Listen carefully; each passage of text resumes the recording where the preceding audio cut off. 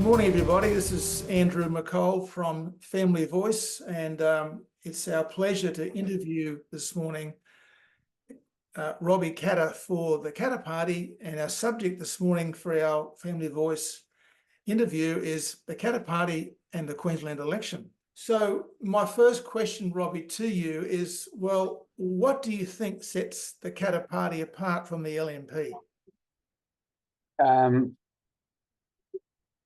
Well, I'd like to think we're a values-driven party, and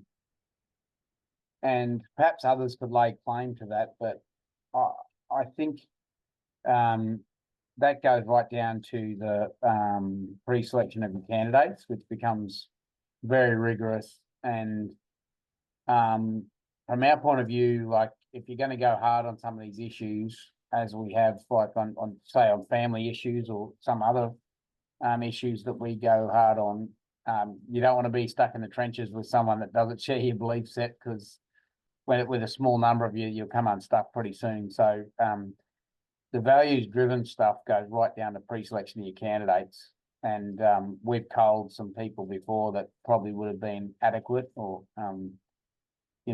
competent candidates, but we just can't take them on board if they don't have the values right. And then secondly, we've almost deliberately constrained ourselves from growth to be able to achieve that. So if we took the cut and paste the KP value set and tried to win seats in Brisbane or the seat of Cairns, they're sort of more left-leaning seats that have more liberalised type social values. But we're not out to win those, because we're not out to win government. So we can afford to be a lot more focused on those things, where I would find it extremely difficult operating in a major party with others that exist in other electorates where they conflict with those hardcore values. And I think that's where on the family values we have a distinct advantage in trying to push the agenda for social family values, I think, in Queensland. Right. Okay.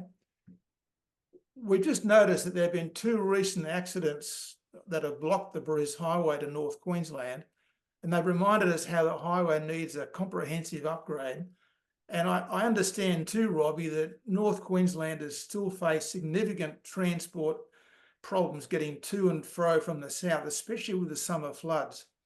Do North Queenslanders rather resent how they're treated by Southeast Queensland politicians? Yeah, I think that's a really easy sentiment to tap into as a politician, because it's reality and it's you feel it. If you're going to pay your home insurance bill in Townsville, you pay anything from $5,000 to $12,000 for a house, your insurance bill. And mark me if I'm wrong, but that figure's usually got a 1 in front of it if you live in Brisbane. And if you're going to get, if you're going to go for a drive down the highway, you look at something that looks like it belonged in 40, 50 years ago, and bridges and roads, and you go back into Brisbane, there's new tunnels and beautiful freeways and overpasses, and there's just a widening gap. And we live and breathe it, and the bills we pay, the electricity bills, are usually likely to be higher, even though there's an equalisation tariff. But there is a growing discourse and sentiment, and that's sort of augurs well for the KP, because we've identified that and recognise that really just through our general workings as MPs, and said, well, let's collectively bring that together and provide a block that can start to offset that. And we don't feel like we're being parochial even doing that. It sounds silly, but I feel like we're looking after the rest of the state, because most of this stuff are industry roads, and if you can build better roads up here, the industry that it will facilitate will help everyone in the state. as it is anyway. So if you keep just throwing stuff at sports stadiums and traffic tunnels, well, the state's economy won't grow and we all lose out. But if you get the Bruce Highway, get the goods to market better and less crashes and more efficient transport route networks throughout the state, well, that's a win-win, you know. So it's not as though we're forgetting about the rest of Queensland when we say that, but we can, again, as a party, we can really focus hard on addressing what we see as a very real inequity in funding and policy settings. Right. Yeah, I saw one of your Katter Party press releases recently, Robbie, that explained how the mayor of Hughenden needed to travel the 383 kilometres to Townsville to have a baby. Why can't the hospital there at Hughenden be used by women when giving birth? And is this the kind of thing that only alienates North Queenslanders? Yeah, it is. You know, most of our parents were out here, were born in these remote areas. You had the birthing suites, and the biggest answer, the best answer, most direct answer to your question is that they don't have the nursing and you know, obstetricians, pediatricians to facilitate that in the areas. But that's I would argue that's a direct consequence of just short-term decision making over the last 30 years. So, you know, Right. I was at Hughenden yesterday. I flew in the middle of the plane there. I was with the acting mayor there because Kate's in hospital having her baby today, actually. But we were at the Hughenden Hospital yesterday, and we were reflecting on the fact that, you know, if you had 2 new nurses' houses and a nice big doctor's house built for a doctor, that might cost the state a bit of money in the short term, but in the long term, you don't spend money on locums. The whole system is running on locums and contract workforce in all these hospitals, and just to keep the doors open, sort of thing. So most of these little hospitals out here are just health centres, and they fly them out to Townsville for just about, you cut your finger and you're flying out to Townsville now. So birthing, all those, anything tricky, yeah, where the whole system is geared to just shoveling it all into these big mega hospitals in Townsville, Brisbane, wherever, and they're already clogged up and over capacity, but that's the way it's gone for many years. And I would argue it, you know, I'm not saying every town needs to have a birthing suite, but it's a good area to start where we turn things around and start taking a longer term view. And I think it'll be a more economic, efficient, you know, monetary efficient way of doing it is having you know, spending money on, say, let's say nursing houses and packages to get a permanent nurse in town for 10 years rather than locums, which are like triple the cost. So I think that issue of Kate Peddle having that baby in Hughenden, and don't forget that means you're away for up to a month or 2 months away from your family and your whatever if you're going to Townsville to give birth, because it's not just to go rip in there for a week and go straight back home. Yeah. You've also explained how the rules for overtaking when travelling between Mount Isa and Townsville are onerous. That's a 900-kilometre journey. And if drivers are stuck behind a road train, which are prevented from exceeding 90 kilometres, while overtaking vehicles cannot legally exceed 100, even when overtaking. But nothing seems to be done about that to make that journey easier for the average motorist. So why is that? Well, you know, the car technology has improved, and in some sections of, well, the Mount Isa Conco road has improved incredibly, the condition of that road over the last 20, well, I'll say 40 years. And the cars are a lot better performing, but we've had, if anything, downgrade in the speeds that you can do in these vehicles. Now, 38% of the rail freight has gone off the rail onto the road from Mount Isa to Townsville. So you've got, that's almost another 20 to 25,000 triple road trains that you've got to try and pass. And I was stuck behind one at 40 kilometres an hour on the weekend going to Cloncurry, a road train, for, yeah, let's say 20, 30 Ks on these inclines. And almost saw an accident actually because someone was aggressively trying to pass these 2 triple road trains. And it's just nuts. Like, and I had a disabled bloke here in Mount Isa come and see me because he got booked by a police officer for doing over 110 for trying to pass triple road trains in two little two-wheel drive vehicles. So it's just, and that I think speaks to the point, Andrew, that the state is way too big for one set of rules. But I've literally had this debate in Parliament before, and they'll say, "Oh no, road safety is paramount, and we know what we're doing." And you have some people from Brisbane tell you it'll never happen, and that's the end of it. But it just all adds to the adversity of living out here. And when it's 900 kilometres to the nearest big hospital, like I said, if your wife has got to go and give birth in town, you're travelling 900 kilometres, then you're stuck behind road trains doing 40 kilometres an hour, some patches. So it all just makes it very hard. Of course. So you've spoken in the past about North Queensland, being made a separate state. Do you still kind of pursue that kind of a goal? Oh, look, you really, if you keep following it through the thought, I think you're mad not to pursue it.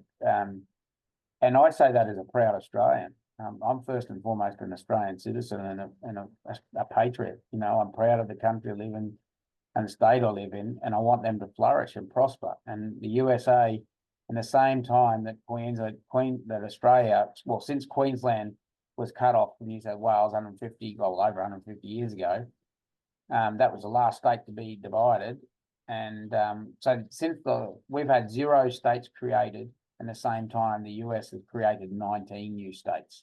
So they've prospered. They've developed new areas. People go out into a different area. They have different requirements, cultural bents, and a desert country is going to have different priorities and attitudes to a metropolitan area, part of the US. And they saw that. They saw the benefit. Look at their economy go. They provided opportunity for everyone.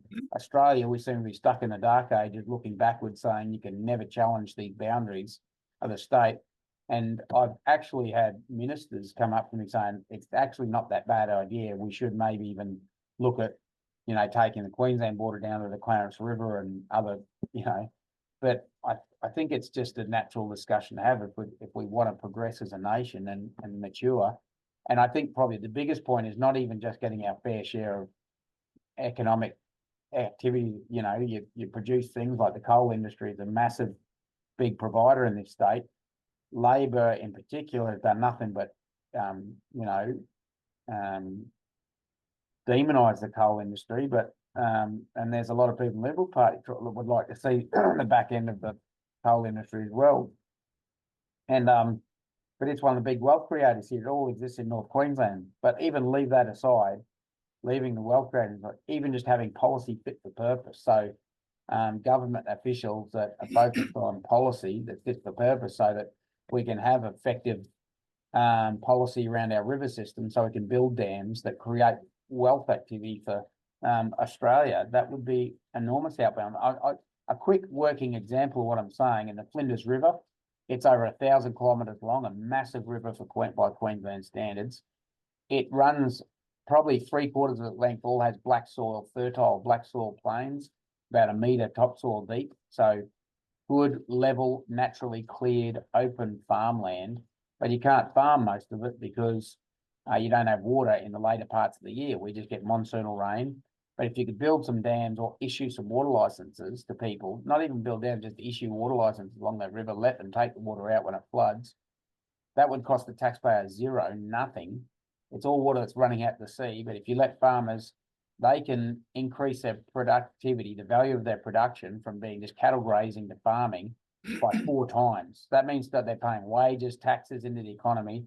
That is a huge economic benefit to pay for hospitals and schools around the rest of Australia. But you can't do that at the moment because you have all the greenies in Brisbane that dominate these departments that don't let you take any water out. So what I'm saying is, if you split up, you could have policy that's more fit for purpose, that could activate all these resources that we have. And I flew up through the Cape last week. It's 98% remnant. That means 2% of it has been developed. Well, most of it's more than 98% remnant in the Cape. So there's hardly anything being touched up here. We still have so much to offer the rest of Australia, but look forward to it never being unlocked unless we change something politically. Right. I've been impressed to hear the castle law legislation and your party bring that to the Parliament and make that proposal. Do you think the committee discussion on the castle law legislation that permits law-abiding people to have a firearm for self-protection, do you think that's brought some good issues to light, Robbie? Oh yeah, my word, Andrew. Like we've been looking at that for years, a few years, and the timing hadn't been right. But I think the attitude, people's desire to try and turn around that culture around criminal activity, where people just there's a lack of a complete absence of consequences for all these offenders. Yeah. I think there needs to be a signal sent to that criminal activity that it's not, there's a threat to them, that there could be a consequence for them entering your home, threatening your family. And critics are going to say, jump straight to and say, oh, that will just be American, everyone's going to shoot everyone. We all know that's not going to happen. Like, apart from the extreme examples that happen right now, without the castle law, this just says, if someone's entering your home, they are fair game. And they get to know that, and it sends a signal to them, and it's a good way to turn some of those rights around where victims feel like they're defending themselves all the time in the face of law, but this puts some rights back towards them, so they feel empowered to defend themselves in their homes, whatever that looks like, and hopefully that can send some signals to the offenders that we're serious about this stuff. And I mean, I just don't know why you would not support this, why we're not all coming together in Parliament, all three parties, forget about the Greens, but all three of us just get in together and pass this, because I think it would be it won't cost the state anything, and we need to set the market signal, you might say in inverted commas, to these criminals. Need to send a signal like they do with the bikies, saying we're just not tolerating this anymore. Send a really big shockwave through the whole thing, so that people go, crikey, that they definitely mean business now. And the castle law is that vehicle. I think the perfect piece of legislation that would send that signal. And we'll be carrying that through this election campaign and well beyond that until we can try and get it rolled out in Queensland. Sure. Yeah, there have certainly been some awful cases, some awful criminal cases. One here recently, back in February, when a grandmother was frankly murdered. I'd have to say in a car park at a supermarket, and it just brings back to us the fact that there doesn't seem to be any particular intention to protect innocent life. And do you think this has brought the subject of the whole castle law thing, that I was pleasantly surprised to see it turn up in the Parliament? Do you think this has brought a greater willingness in the Parliament to consider more liberal firearm laws? I don't think, there's just so much resistance to any of this sort of stuff. But I think you're right insofar as it sends a signal from the people, so that petition of over 40,000 people, that really exceeded our expectations. And we weren't sure so many people would be ready to come out of the closet on this and say, let's back this. But over 40,000 signatures on a petition, that does make the Parliament stand up and notice and say, crikey, there is a fair bit of support for this. So it is a rallying cry, I think, and I think it is that lightning rod for people to get behind and say, let's make this happen, because it's something that we feel just we can all get behind and change people's attitude towards it. And I think for the very reason all the bleeding hearts and the sort of progressives and who will be opposing this sort of thing, that's exactly why we need it, because those people will oppose it to their death. It goes against all their values, but how's it been working out for us, following all their recommendations and the way they want to run things? Yes, well, certainly, as we say, it's a matter of, do we value the innocent person's life who hasn't been trying to cause a problem for the community, and we have to obviously value that much more highly. Just before I go to the next question, for our viewers' sake, if they have a question to put to Robbie today, they want to go to the bottom of their computer. I think there's a Q&A button that they can press to click on to write a question, which my colleague in WA, Daryl Budge, will moderate. And as we get to the end of our question time this morning, at least those questions that I'm putting to Robbie, those questions will come up, and Daryl can put those questions from our viewers to Robbie. If dear viewers, you want something answered that's in your mind and burning away in you. So just thinking about a couple of other matters, Robbie, concerning the legalisation of prostitution. FamilyVoice and ACL have been promoting the Nordic model legislation as opposed to the decriminalisation of prostitution, which the Labor Party has proposed, which fails to protect prostitutes from violent and abusive clients. And the Nordic model makes it a criminal offence to pay for sex. Do you support that? Yeah, we've spoken about that, and that's certainly something we'd support, the Nordic model. And it was probably a bit confronting when that came up in the Parliament and in the committees, because I just never really given the whole issue too much consideration. Yeah. Before, and but that proposition was put to us on that Nordic model, and we all agreed that was the way to go. I think we looked at putting amendments up. We looked at trying to get amendments up for some reason, but we usually rely on support to get those, and we weren't able to get the amendment up for that. But we would have loved to have nailed our colours of the mast on that one. I just forget how that played out actually with the legislation, but that, yeah, we would look forward to, we like demonstrating our values in public, as many people might be aware. That's why we do this stuff, to show them exactly what we stand for. So we welcome opportunities like that to push things like that Nordic model. Yes, well, I was pleased to see the Babies Born Alive bill get a fair bit of publicity, and you got some backing from a Professor Joanna Howe, which was wonderful for you, I'm sure, and for the general public as well. And do you feel that the Babies Born Alive bill has been well received in the committee discussion for it? And that's hard to tell, Andrew. I think everyone was cringing when it came in and just wanted to pretend it didn't exist. And yeah, it was interesting how little engagement I had, even just conversations in the hall from either side about it. Because usually when we put private members bill in, we've thought pretty hard about it, and you'll get some commentary like, "Oh, that's a good one," or "We'll see if we can support that," or something. But it was crickets chirping on that one, because I think it was really gonna, challenge both sides, particularly before an election.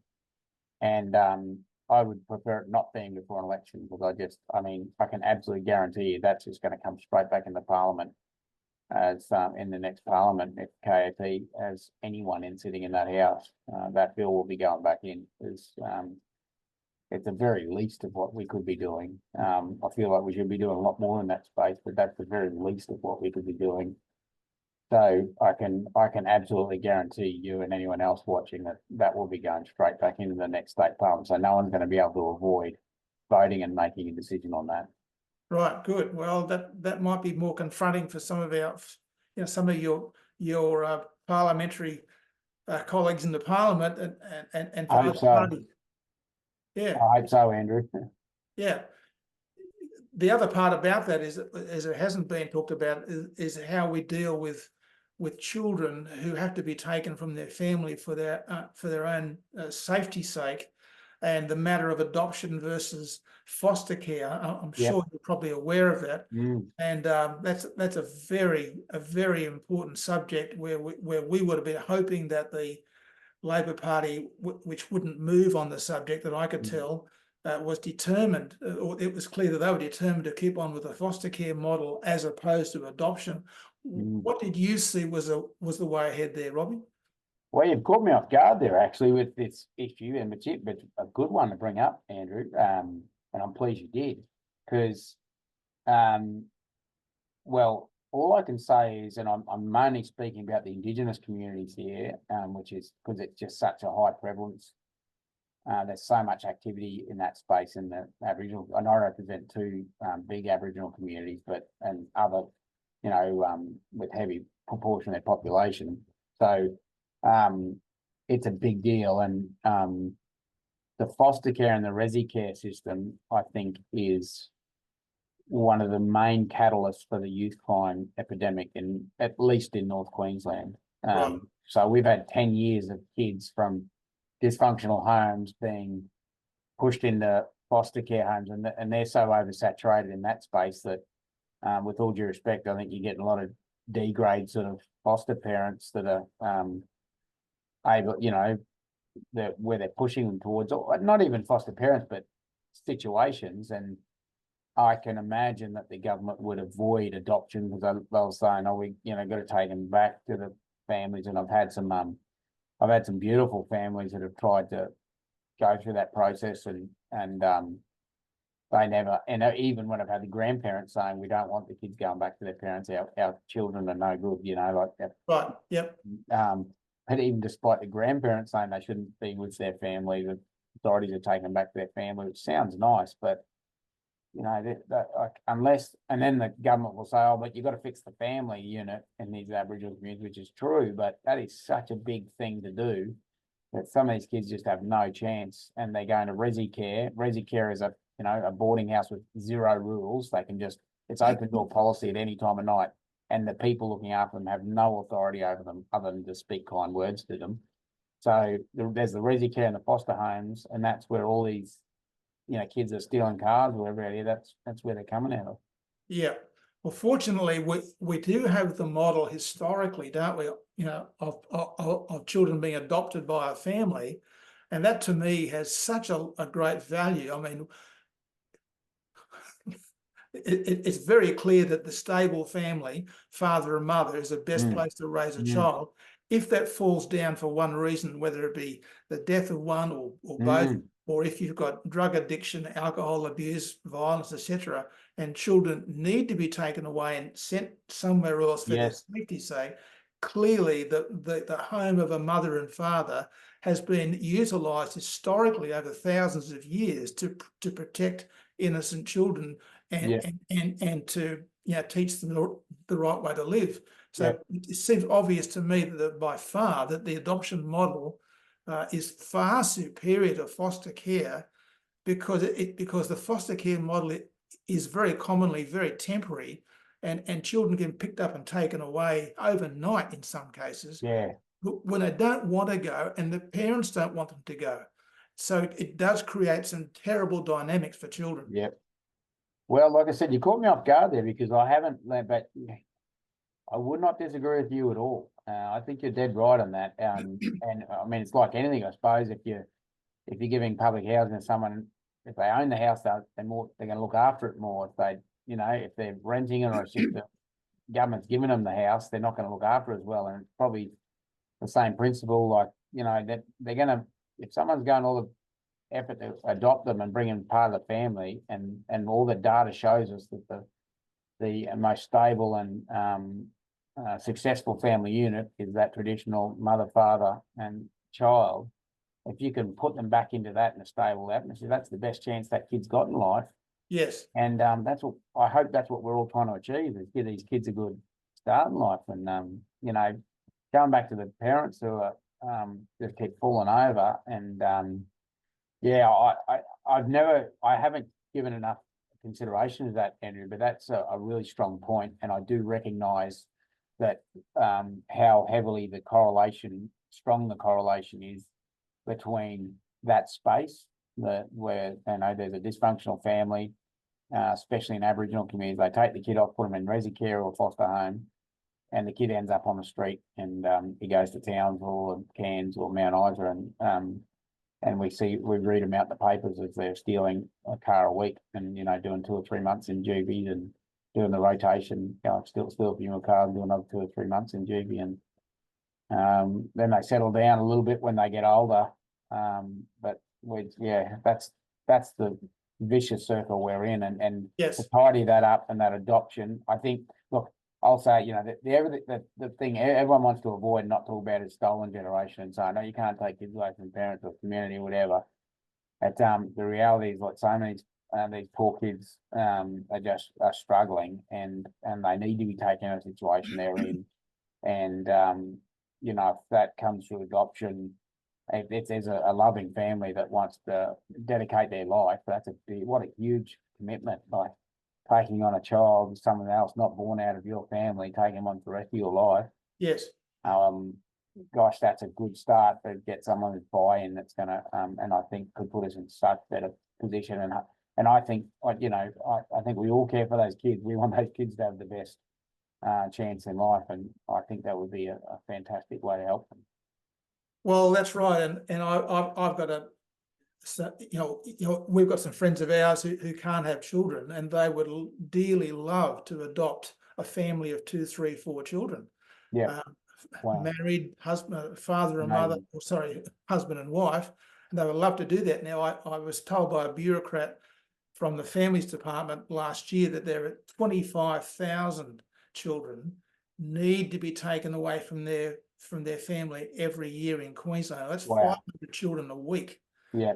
Now, and as you pointed out, half of them are Indigenous children.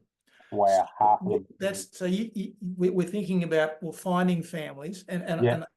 as I also understand, there are hundreds and hundreds of couples who would love to adopt, would love to do so, and so that's our pool of resource for these 25,000 children annually who need to find a home. Now, in some cases, families are happy to take 2, 3, 4 children. I say fantastic, and this feeds into the next question I wanted to ask you about, was the prevalence of youth crime in Queensland, especially in places that you're familiar with, like Townsville. Yeah. It's made it evident that our laws need to be changed. And what do you hope to see, Robbie? The short answer is a consequence. I think the biggest gap in youth justice at the moment is the consequence for the kids. So Sure. Yep. teachers can't smack the kid in the classroom, parents can't smack the kids at home.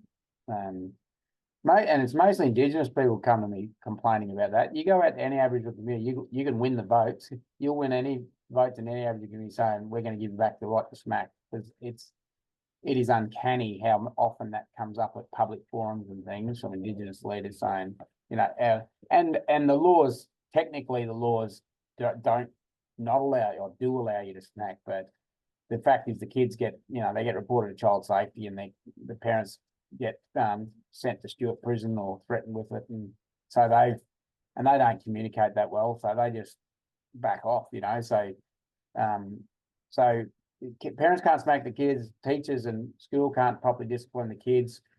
The magistrate can send them to Cleveland Bay Detention Centre up here, which they think, and the police to me have literally said this out here, that kids will say, good, I wanted it. What were you throwing a rock at the police car outside the police station? Because I want to go back to Cleveland. I don't want to go home. It's, you know, it's a mess. It's dysfunctional. Or I want to get my friends, my brothers at Cleveland. They look after me. I get food. So that's not a deterrent. So, yeah. And then all this talk about, bail is a laugh, you know, breach of bail and all that. Like, we support all that, but if they're not scared of going to Cleveland, what's the threat of going to Cleveland going to help you? You know, like, or what's, and even longer terms in Cleveland, you can say, "I'll put them in 12 months." Yeah, that's probably right, but Cleveland Bay Detention Centre, the last time we checked, was 95% recidivism. So they're not coming out there any better. And for 7 years, we've been pushing the one principle. We released a policy formally last year of bush sentencing, which creates another, for the first time, a second form of sentencing for the kids. So currently, all the magistrate can make you do, he can, you know, put recommendations with your bail or whatever, but the only thing can make you, force you to do, is go to Cleveland, a youth detention centre, prescribed youth detention centre. What we're saying is change the law, and this is the most important part. You need to change the law so that magistrate can say, you're now going to a remote youth camp. It's going to be 500 kilometres here. We'll only have limits of 10 to 20 kids so that you can have meaningful engagement. When you put 50 or 100 of these bad kids together, I mean, just think about that for 5 seconds. You put 50 or 100 of the worst kids we've got in the state together. How are you going to crack through or train them or educate them or anything? Yes. ridiculous. But you break them up, this break school 10 or 20, you've got a chance. That's a platform, and you don't need to go around chasing them.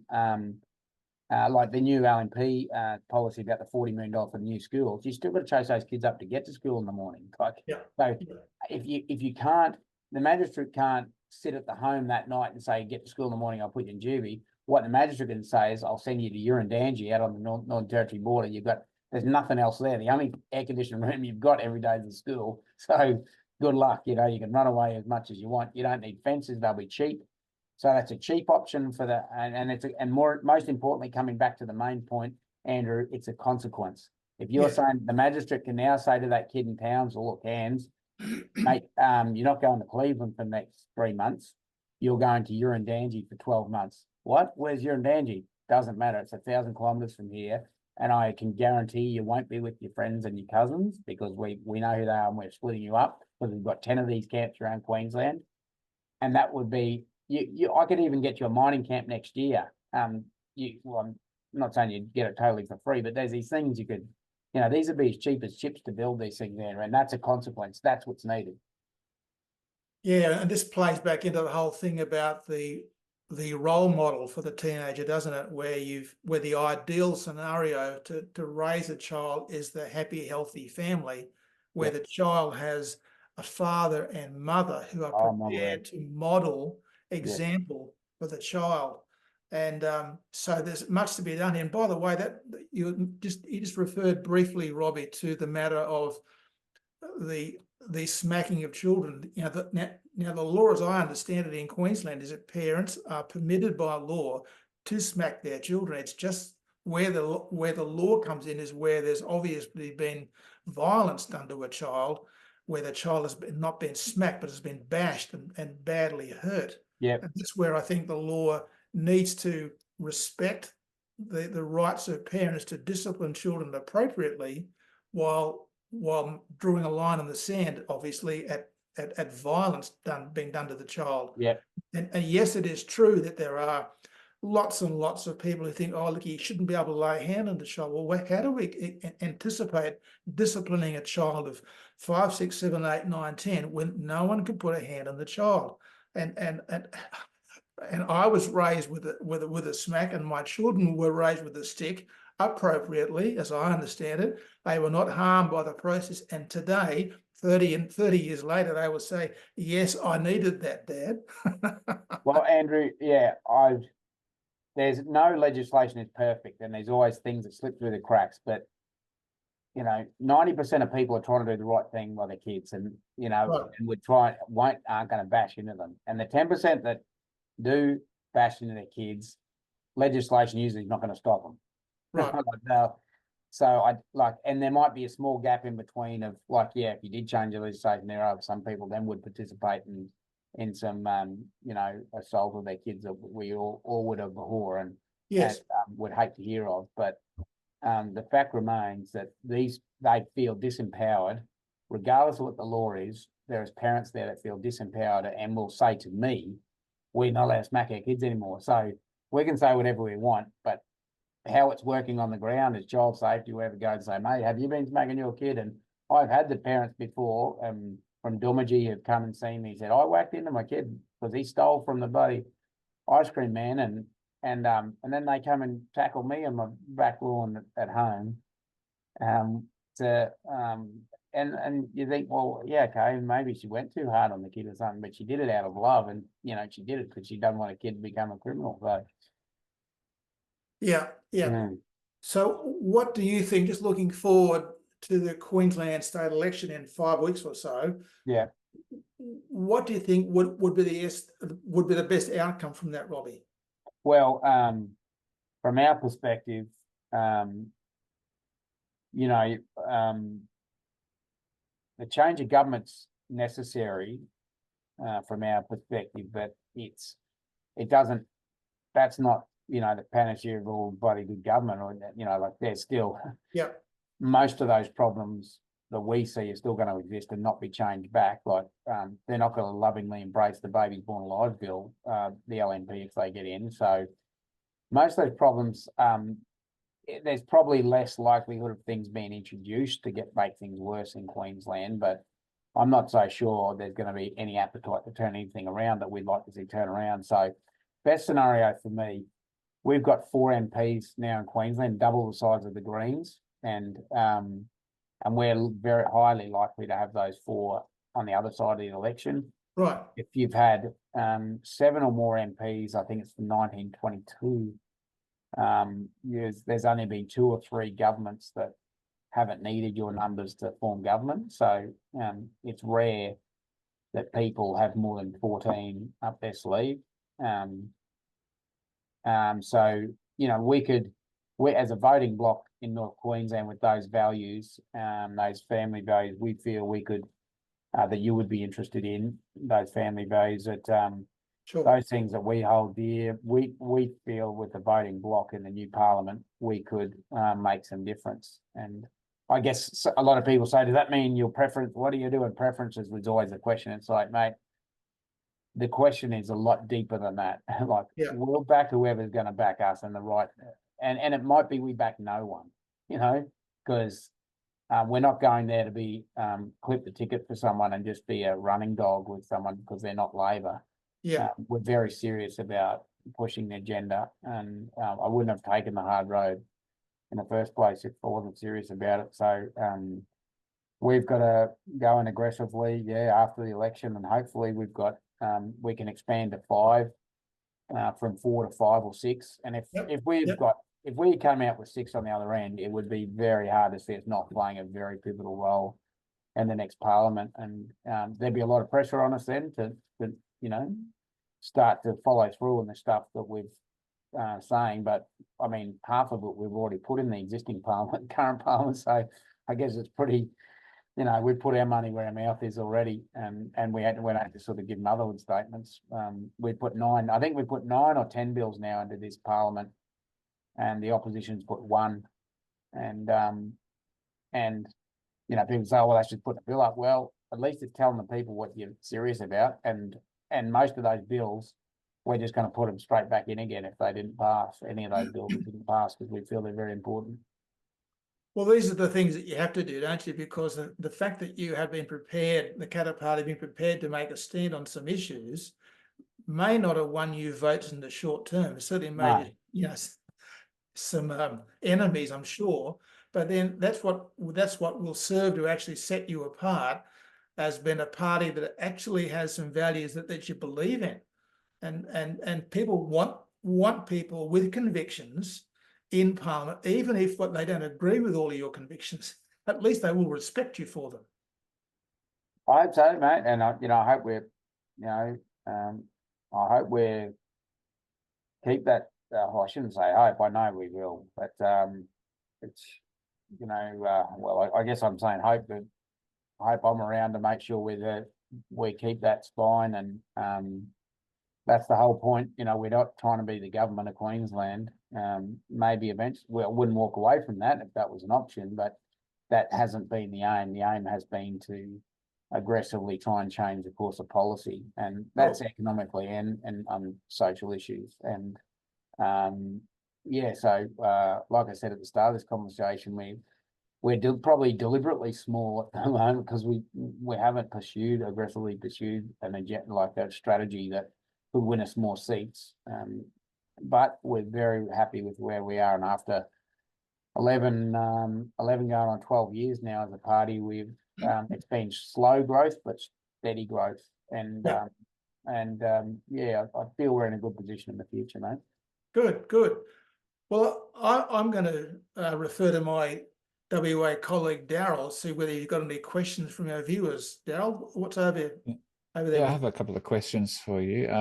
In regards to the Respect at Work bill, which was rushed through Parliament very quickly in a late night sitting, what's your response to that particular bill? Good question. I mean, that I still haven't got my head around it, Daryl, but the briefing I got was scary, and scary for a party like ours that likes to speak out on issues. That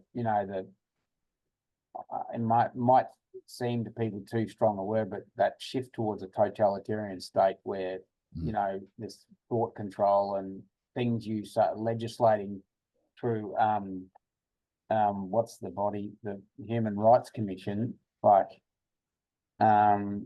these, it's a deviation from the Christian values we were founded on as a nation that served us well to this Human Rights Commission, and now going to make judgment calls on what you can and can't say. So they'll be, I can be offending people in my office or going down to the church or where, going to school saying things, and I'm answerable to this Human Rights Commission. Who the hell are they?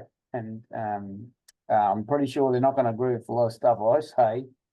So, mate, look, I'm still a little bit reeling from it, but that was just horrible. And it sort of snuck up on us too. We just sort of became aware of it really that week, I guess, and probably felt like we could have done more to try and speak out against it, I guess. But we didn't even get speaking spot. I think we've got one speaking spot, and that's the same for the opposition as well. Like they truncated the debate, which I guess speaks to the whole thing. But it is scary, mate. Like if you're white Anglo-Saxon Christian male in country, crikey, like despite everything they said and the assurances the government gave in that speech, I think look out, they're gonna they'll just be waiting their hand on the trigger to try and cut us down for saying something. Yeah, it opens the whole prospect of what's reasonable, what's offensive, what can this anti-discrimination commissioner classify as hateful.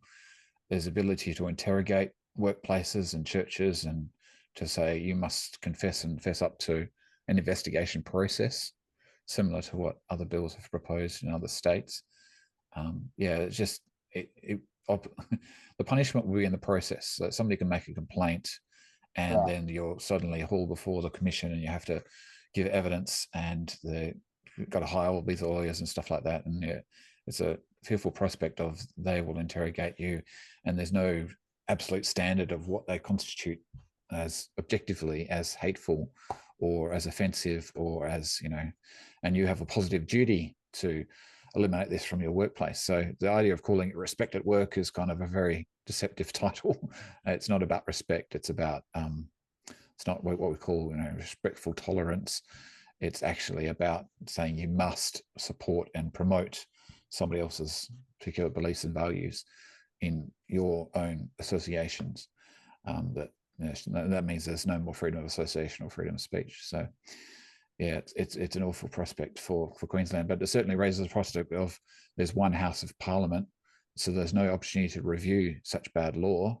If there's the numbers for Labor to pass it, then how do you exactly stop it from coming up? Yep. No, it's because it's unicameral House, and I don't know. Like I said, there's a long growing list of things to try and undo that Labor's done in Queensland, but I'm not highly confident there'll be an appetite to change some of this stuff back from the Liberals in. So it's a bit ominous for us, because if we do get in a position of a tight parliament, there's just so much stuff, and it's hard to know which one you want to focus on. There's one attached issue that was brought up before about regards to Aboriginal and families, and the prospect of lots and lots of people are in state care that are actually Aboriginal or just don't have an appropriate family environment. So not necessarily talking about it as only an Aboriginal issue, but so for me, I live in WA, and there's over 5,000 children in state care, and obviously you're talking about more than 10,000 there. And here in WA, 58% of those in state care are Indigenous. So we actually have the highest proportion in the country. So I was just going to ask you about encouraging foster caring in general as well as something that's an already existing process. Do you have anything in mind to encourage people to take on the prospect of becoming a foster carer? No, I've got to say I haven't engaged in that space clearly as much as I should, but it's definitely a part of the problem. It is definitely a part of the problem. I could go into the whole blue cards thing in Queensland, which has been has precipitated a lot of that growth was well, I should just quickly touch on it. I know in the Aboriginal communities, blue cards, you need a blue card for all these activities now where the kids are involved. So I think it was to initially keep pedophiles away from kids, but then it morphed into like harm or assault, kids getting harmed from adults. And then it expanded to just any offences. So, if you go to Dilmingere Mornington Island, like everyone's got a long rap sheet of offences of drink driving. They had alcohol bans, so it'd be homebrew offences, all these. So no one's eligible, hardly anyone's eligible for a blue card. But what I didn't realise till a year or two ago is the kinship care. So it's it's highly prevalent in those Aboriginal communities. If mum and dad are playing up and become chronic alcoholics, the kid goes and lives with auntie and uncle or grandparents. But child safety for the last 10 years have been going through and saying, hang on, so you're now in kinship care of this family. Has everyone in this house got a blue card? To which the family would inevitably say, no, my 19-year-old boy doesn't. And they'd say, well, kick him out or you're going to have to kick your niece out. And there was one story in Mornington Island where the girl was dragged kicking and screaming to the plane because she didn't want to go off the island, and she hung herself 2 weeks later in Mount Isa because she was in the care or foster home. And everyone's celebrating how good job blue cards do to help kids in the communities, keep them safe. And I mean, it's ridiculous because blue cards are required to work at the school or the hospital, but most of any offences occur that kids are in the home where this is not doing its job anyway, because it's pretty fluid where kids live or move. So all this. So anyway, I'd been focused on that part of the problem, but I haven't focused much at all on that, the foster caring and adoption, as Andrew's alluded to before. So I see the benefit and all that, but I haven't focused on that. Okay. Lastly, I just want to ask about Stephen Andrew, who's a new addition to your party. What do you feel that he brings to your party? He has a great deal of interest, been following him for a while on Facebook. So what can you comment about him? Look, I'm just so happy he's with us. I really am. Steve, I've respectfully tried to keep my distance from him as he was elected as a One Nation MP, but I've got to say I was really frustrated watching him for 6 years because I just didn't feel he was given much direction. Like I said, we put 9 private members' bills in this term. I think we put 5 or more in the last term. And Steve just had put one got disallowed and then the second one in off his own bat this term. But, with 4 MPs, KP, we put through 9 private members with 3 MPs. With 4, we can just do so much more. And he's just so well aligned with their values. It's uncanny. But we all go and say a prayer every together, all 3 of us, every parliament sitting on Tuesday morning, and Steve just slotted straight in seamlessly, and you could tell he'd done that before, and that's a pretty big thing to someone to just come in your team and just slot straight in on something pretty personal like that. So it was meant to be, and we're just really in behind Steve. He's got a good value set. He's there for the right reasons. He loves the people he represents, and he's got real compassion. So and he's not scared at all to stand up. He sort of took the restrictors off. He was on the committee asking me questions about my Babies Born Alive bill, and he was a lot braver than I was in his questions in the way he presented himself. So we're really excited about having Steve Andrews on board, and 4 doubles. We're now double the size of the Greens in Queensland, and they sort of go on how influential they are in Queensland. So we double the size of them where it counts in the parliament. Well, there ends my questions for you, Robbie. So it's really nice to be with you today. Yeah. Thank you, Daryl, and look, thank you so much, Robbie, for taking time with us today. You've got a busy campaign ahead of you, I'm sure, so you've taken time out to talk to us. But we appreciate you answering the questions honestly. Where you were not sure, you said you were unsure, which is always helpful to know. And so once again, we wish you success in the election and trust you have a positive outcome for yourself and for the Katter Party. Thank you, Andrew. Really appreciate you giving us the time to chat. And I learned a bit today, and I got a bit out of it myself to reflect on. So I appreciate that. All right, great. Thank you. And we hope to talk to you again soon. And thank you, listeners, and God bless you all.